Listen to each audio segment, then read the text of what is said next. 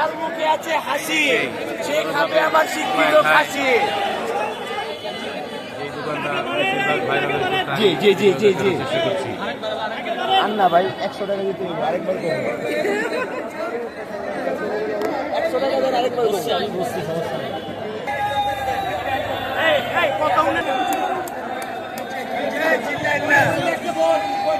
এই যে ঘি চানা নবাব ঘি খানা, এটাই তো বড় বাপের বলাই। ভাই এইটাই আপনার ভাইরাল দোকান নাকি? এটাই ভাইরাল দোকান, এটাই রাজা হাসের দোকান। শেষ হয়ে গেছে, আজকে 4টা রাজা হাঁস ছিলাম, শেষ হয়ে গেছে, তাই চলে গেছে। জি, আমার দোকানের আকর্ষণীয় হলো রাজা হাঁস, রাজা হাঁসটা শেষ হয়ে গেছে।